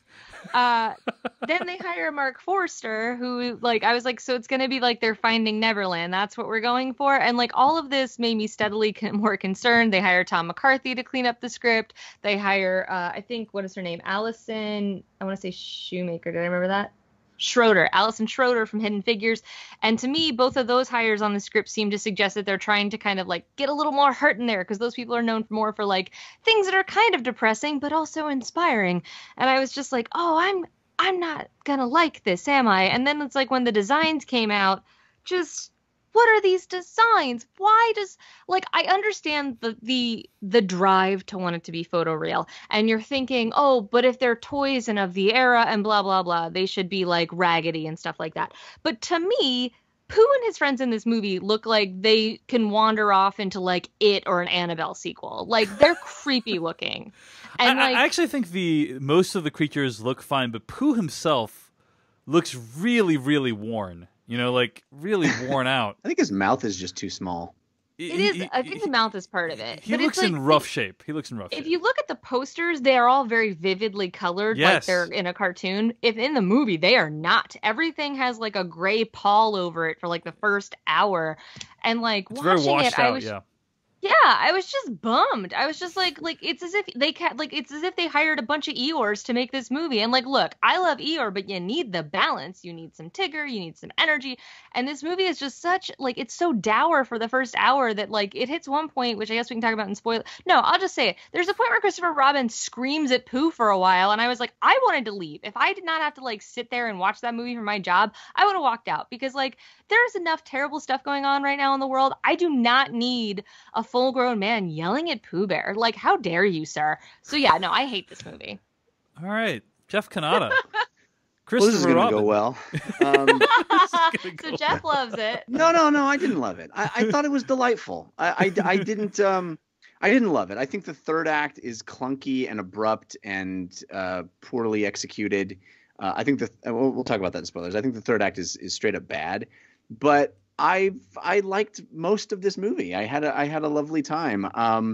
I don't have a particular affection for Winnie the Pooh as a character. I mean, I was a child at one point, so of course I am familiar with Winnie the Pooh, and the voice, the fact that they got that voice to do Pooh again is iconic and stirs something in me that is deep and childlike. But mostly what I loved about this is that sense of Pooh as as written as a Zen koan, like his sort of Zen philosophy of life. I found it to be enchanting. I really did. I thought, I'm sort of living this life of Christopher Robin, where I have a young child, and I am podcasting in the evening where my child has to go to bed, and I don't know. I related to some of it. I didn't find it to be particularly morose or off-puttingly melancholy. I just thought it. I thought the third act was bad, but I thought the characters were all delightful. I thought the design of the what is it, 100 Acre Wood. It was evocative and interesting and fun, and it felt like a little diorama world come to life. I don't know. I enjoyed this movie. So Jeff, in this analogy, if you're Christopher Robin, I am Mark Gatiss in the movie.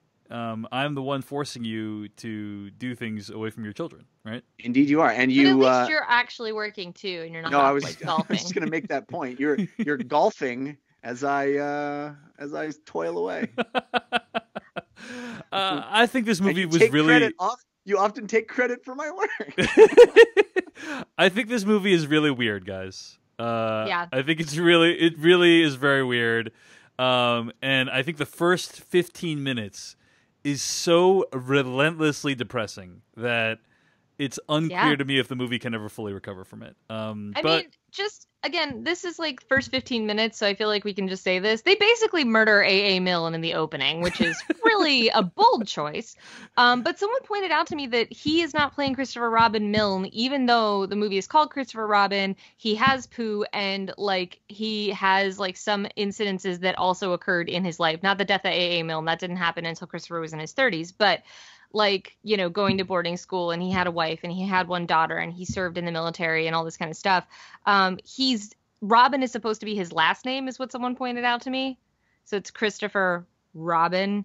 And I was like, that's so weird to me that you would make a movie about Christopher Robin and Pooh where like the Pooh books don't exist. And I don't understand so many of the decisions that went into making this movie.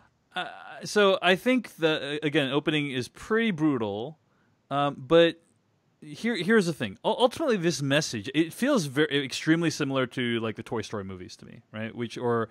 Toy Story 3 specifically, I think, which is basically about like this child growing up and about moving past the time period when you're playing with toys, but then discovering that, hey, there's something really valuable about the art of play, about whimsicality, about having fun in your life.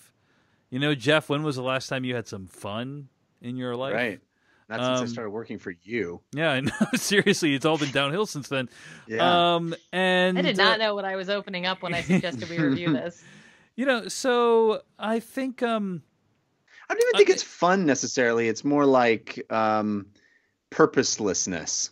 Yeah, play. Well, that's what I mean when I say play. You know, it's this idea of play as an end in and of itself. Like the idea of letting your mind wander, of exploring things. Nothing can lead to something. Yeah, but that, I mean, I think it's less even play than it is. It's this Zen idea of like, don't do, just be. And that's what I liked about the movie. It is an odd message, but I found it to be lovely. I really liked that zen-ness of it. Well, I also Pooh stuff, and I like Pooh stuff. That when you actually get to spend time with the characters, I enjoy that more. Even though I just couldn't settle into the look of them. But as you pointed out, like Jim Cummings' voice is great. He's done Tigger and Pooh for I think all of my life.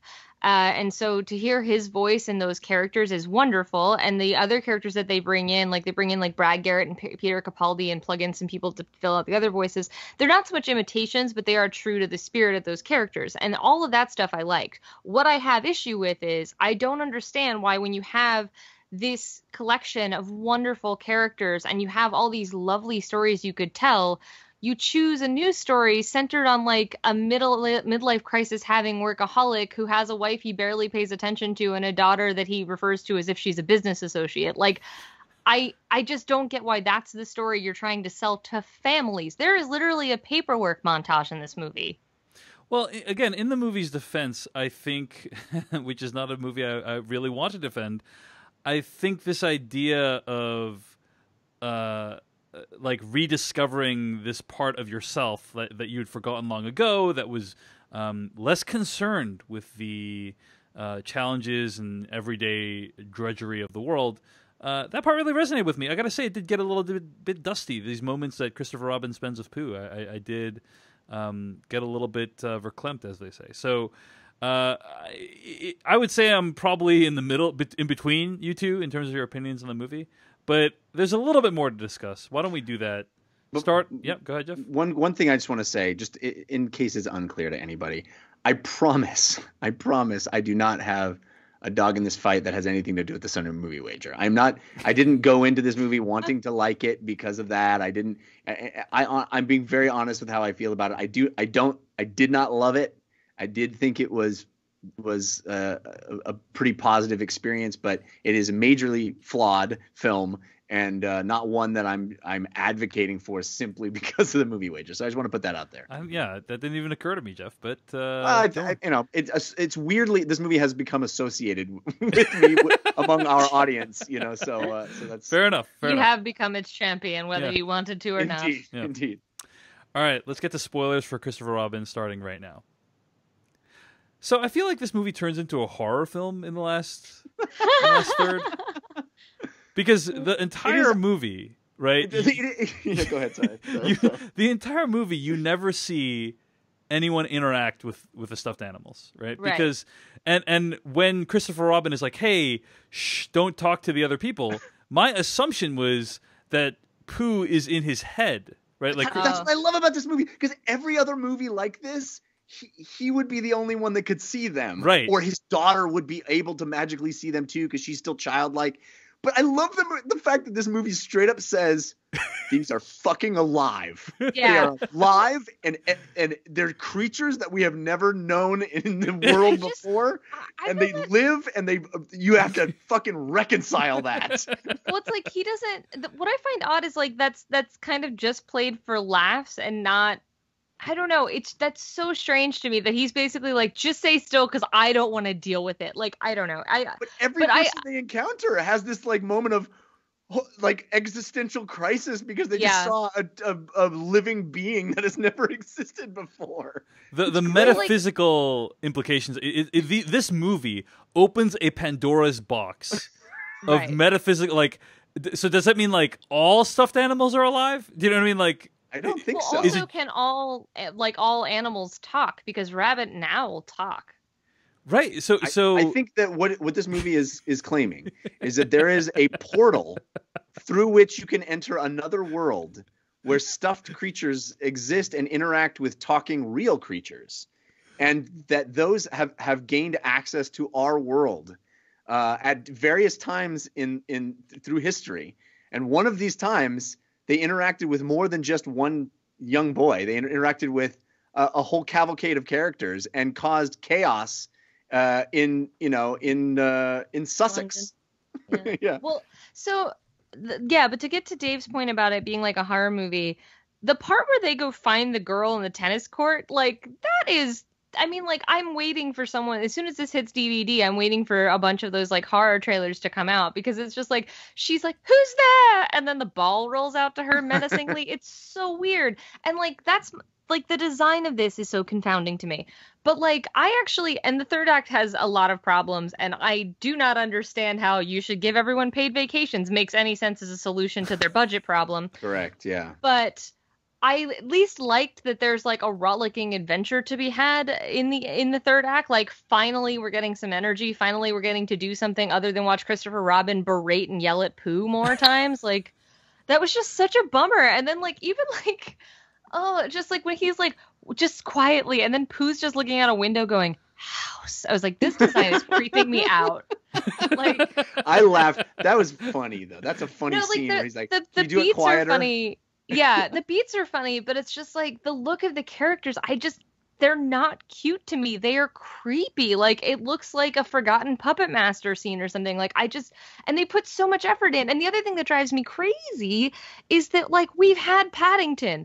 And the thing is that if you remember when they first released, which maybe you guys don't, because I know you two hate trailers, but when they released the very first Paddington trailer, the internet freaked out because they were like, nope, Uncanny Valley, you guys have gone creepy. This Paddington is upsetting. And people did all these memes of, like, Paddington being cut into The Shining and all these different kinds of things. And it made sense because that Paddington looked upsetting. And then they like retooled, came back a couple of months later with a different trailer. They had tweaked enough of the CGI so that Paddington looked adorable and not upsetting.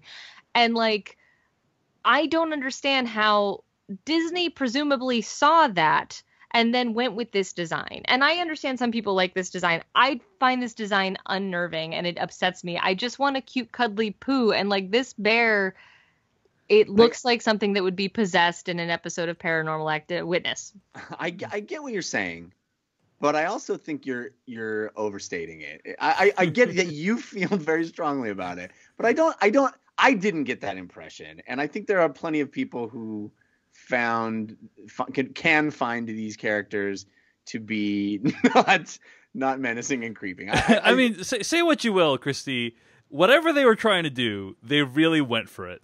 You know what I mean? They did. They made some bold choices, yeah, and I they made appreciate a bold choice. Big swing. Yeah, I'll give them that. They swung big, and maybe for you they missed big, but at least they really tried for something as opposed to it being, you know. I really think the only one you can even say that about is Pooh, and I think it's because he has those tiny beady eyes and that tiny mouth. But I don't think you know, Piglet looks menacing, or even Eeyore or Tigger. I think they're, you know, they're all sweet, cuddly little things. We should say, by the way, that Eeyore, in my opinion, was great in this movie. Yeah. He kind of steals the show almost in terms of how hilarious he is. But he always did in those cartoons. Yeah, he was exactly. always, Yeah. I mean, he's the sarcastic. Well, not even sarcastic, but he's the Debbie Downer. But it works. He's got legit mental. As we're talking about this, I have the IMDb page up, so it just keeps showing me every character design. I'm like, no, I get it. So Again, I guess I feel like we we haven't spoken enough yet about the implications. So Jeff, the implications. Jeff, you're saying there's this other world, right? Yes. Okay. So, but can only Christopher Robin and his family go to the world? Or my understanding is that Christopher Robin happened to live in a place where the portal appeared for the first time, and so. He just, as a young boy, stumbled upon it, and this universe has existed beyond the other side of this portal, in time memoriam. But he, as just blind luck that happened to be living in Sussex at the place where the portal first appeared. We now know from the movie, it is now canon that this portal can appear in multiple places. I know, that's terrifying. Did you guys see The Shining, Stanley Kubrick's masterpiece? Yes. Right. There is this moment in The Shining when Jack Nicholson is talking with the ghosts, right, behind the fridge door, and they're expressing their dissatisfaction with how things are going, and you hear this click of the door opening, right, and they've unlocked the refrigerator that Jack Nicholson is in, and that is when you realize for the first time that these spirits, whatever they are, have power over the real world, right? It's a terrifying feeling. That's exactly the emotion I had watching Pooh interact with non-Christopher Robin characters in this film. Right? It's like the reality between the line between reality and fantasy has been breached. The center cannot hold. You know what I'm saying? Yeah. Anyway, there's that great moment with great cameos with the dude from The British Office and the guy from all those other great British shows that I have mentioned before, whose names I can't remember right now, as the cop and the people on the street and the cab driver, and the cop is the cab driver's like, no, something horrible happened, and then they all see it. They all see who and the other characters, and for those characters, their life is going to be a living hell from now on. Yes, because they have three people. They have three friends that they are now linked with in time forever. It's like you're basically setting up a Stephen King movie. Yes. No one will ever believe them except the three of them. Yes. And they will all constantly call each other at 2:00 in the morning and go, "I'm not crazy, right? We all saw it. We all saw it." And they'll be like, "Yeah, man. Yeah, I can't sleep either. We saw it." Exactly, because it's very upsetting, this movie. How do you turn Pooh into a horror movie? And yes, I love Pooh, and yes, I love horror movies. There are certain things that just do not go great together. I also love tilapia and chocolate. These are not things I need to have together. Fair enough. I would like to point out the moment that I knew that Christopher Robin was a terrible, irredeemable father. and that moment was when he knows that all his daughter wants is for him to hang out with her. He can't because he's got so much to do, so little time. And then Pooh is like, "Come through the portal with me." And he's like, "Oh, fuck it, I'll go through the portal with you." Rather than spending a second with his daughter, he goes, "Yeah, I'll go through the portal. What's the worst that could happen?" Knowing full well there's no time difference through the portal. He's going to literally have some issues with time, and he's still fine with it. He's going to go through the portal and just, reminisce with old Pooh Bear rather than do the right thing, which is go and hang out with his daughter, which he could easily have done. He is a comically terrible father, right? I mean, it is hilarious how bad he is. Well, also that's such a bummer if you watch last year's Goodbye, Christopher Robin, which was about his actual life and about how his parents actually really sucked. And it's just, these are not the things I want in my head. I just want my sweet little Pooh Bear, singing about rain clouds and being a, balloon carrying little dope. I do want him to just be. Yeah. There are. But it's again, okay. I think we're basically done talking about this movie, but it's just like the moment when other people see Pooh interacting with the real world, right, Jeff? Like you've described it as like a horror film; they're all linked. I agree. It also forces me to like recontextualize the entire rest of the film until that point. So Pooh has teleportation powers as well, right? Because he can open that portal like wherever he wants. It's just like, what? Well, to say he has power seems to suggest he has control over it, which I don't think he does. Like, if we're going to go that deep into the text of the movie, I think it's just that, like, I don't pretend to understand it. Something about honey and childhood, I don't know. What I would like to step through, just for clarity's sake, for the sake of our audience, we should step through the moments, 30 years between the last time Christopher Robin leaves and the next time we see Pooh Bear. There evidently has been a horrible series of events in the 100-Acre Wood. There has been some sort of perceived threat of what are they called? Heffalumps and woozles. But that existed before. That's covered like in the opening. No. But this time, because Christopher Robin's not there, it literally caused the destruction of all their homes. And no, just Owl's toppled, right? Am I getting that wrong? I think they were all at a tea party in Owl's house, and the tree and the house fell over. Which he made it sound like it happened before. Look, Christy, you're really minimizing I'm sorry. how horrific. The trauma. No, yeah, that's fair. I mean, I do have a question, a sincere question. Hold on. Wait, Christy, hold on. Let's finish making this point, which is that this is a horrifying sequence of Jeff. Regardless of what has happened in the 100-Acre Wood, let's not ignore the fact that Christopher Robin abandoned his animals, his stuffed animals, for 30 years. Yeah. 30 years. Like just in the woods. Yeah. I mean, and we never ever see Owl or Rabbit again, right? You mean after the Heffalump situation? Yeah. What has become of them? I think we see them again right at the end. Do we see them at the end? Yeah. I don't know. All right. Anyway, Christy, what were you going to say? Well, I wanted to ask you guys, especially Jeff, like, do you think this is a movie that children will enjoy? Because I was surprised at the screening I went to. Often with Disney movies, you see a lot of kids there, and I think I saw one. I'm so glad you brought this up. Oh my God, because I almost forgot to mention an anecdote. Go ahead. But I will first answer your question, and then I will say my anecdote. I do not think this is a movie for kids, in particular. Although I got numerous tweets all week long of people saying, "I brought my whole family. My kids loved it. I'm so happy. Thank you so much. We were supporting you." Which was lovely. I don't understand that particularly. I do think this is a movie about a middle-aged, midlife crisis, and so in that sense, I related to it.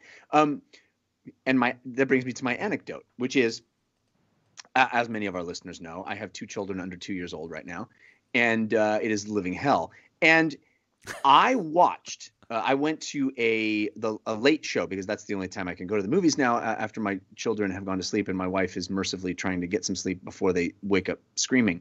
I went to like a 9 p.m. showing there's an AMC right across the street from my house. I don't know if you guys know that. Never heard you mention that before. Yeah. And so I walked over. I feel like we've touched on that. Yeah.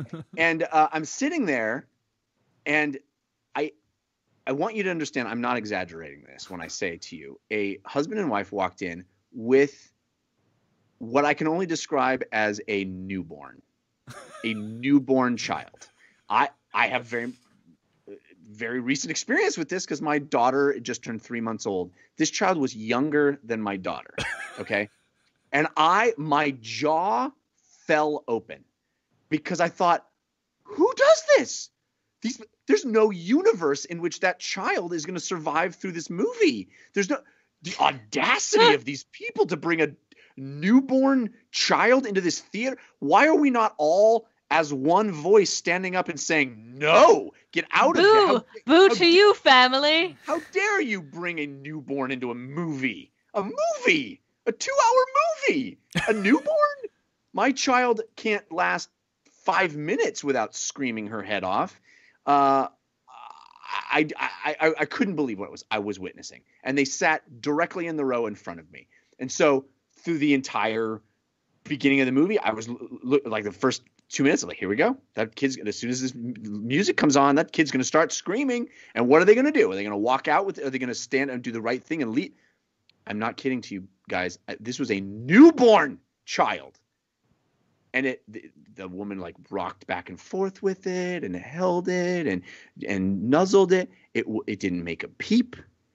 About an hour into the movie, it started going, and so she stood up and left, came back in 2 minutes later. It survived the whole rest of the movie. And I was like, I hate you people so much for the incredible lottery win that you got upon the birth of your child, because that shouldn't be possible. And the fact that you know that you can do that is offensive to me on every level. And the fact that you got away with it, I couldn't believe it. I could not believe it. They took that opportunity to go to a movie and pick Christopher Robin. Well, Christy, they clearly can do this anytime they want. Exactly. Why pick that movie? They can do. It's just I see what you're saying. It's like Movie Pass. You're like, why not? We can go anywhere. Movie-going child. This is a movie-going child is what they got. They got a movie-going child. All right. So I hate them. I hate these people. I agree with Jeff in that I don't think young children would particularly like this movie. I think they'd get really restless and bored. I base that on my my experience with my nieces, where I feel like this is way too many just adults talking about business and downsizing, and why would they care about that? And I just want to throw out also Haley Atwell's in this movie, which I was really excited by, but she gets very little to do as the neglected wife who gets to look stern and smile with beautiful lipstick on. So if you're a Haley Atwell fan, I don't think you need to be a completist and watch Christopher Robin. All right. She's surprisingly well adjusted to the idea of living creatures from beyond the portal. I mean, I feel like her day only got better at that point, because she was like on the brink of like leaving her husband, because he's like, look, I love you, blah, blah, blah, blah, blah. But did I tell you about how important managing efficiency is in luggage? All right. And the pure economic logic of pay your people to go on vacation so they'll buy your luggage. It's basically Christopher Robin invents the middle class is how that movie ends. Like I don't really understand how that worked, but cool. Yeah, that was pretty terrible. Okay, well, I think those are our thoughts on Christopher Robin. This conversation really took some crazy turns, guys. Very much like the film itself. Yeah. All right. That's all for today's episode of Slash Filmcast. Find more episodes of this podcast at slashfilmcast.com. Email us at slashfilmcast@gmail.com. Our theme song comes from adamwarrock.com. Our spoiler bumper comes from filmmaker Kyle Hillinger. Stay tuned to hear what we'll be discussing next week. In the meantime, Christy, where can people find more of your work on the internet? I write all over the interwebs, but I write every day at pajiba.com, and you can find career highlights at decadentcriminals.com, and you can find me on Twitter at Christy Puchko. That's KristyPuchko. And as I said, I'm going to go on vacation soon, which I'm very excited about. So if you have beach read suggestions, podcast suggestions, or audiobook suggestions, please send them out to me at Christy Puchko, because I'm in that zone. How about you, Jeff Canada? I'm in a different zone. Oh, that's not the question you're asking. I'm at Jeff Canada on Twitter, spelled with two N's and two N's and one T. And you've forgotten how to spell your name, Jeff. Yeah, that happens when you have two kids. I do another show. It's all about video games. It's called DLC. You can find it at 5by5.tv/DLC. I hope you check it out. I appreciate it. Find all my stuff at davechen.net, on Twitter at DaveChensky. That's DaveChenSky. Next week, we'll be discussing The Meg. The Meg. Guys, if there's one thing I want you to take away from this week's episode of the podcast, go see The Meg. Because Dave doesn't want me to win. It's not so much you specifically. It's more like I want to beat everyone else. I'm very excited for this week to get lots of tweets of pictures of movie stubs that are not The Meg. That are not The Meg. People with a little arrow that says not please Meg. At me. Not I would Meg. love that. Yeah. All right. Thanks for tuning in. We'll see you guys later.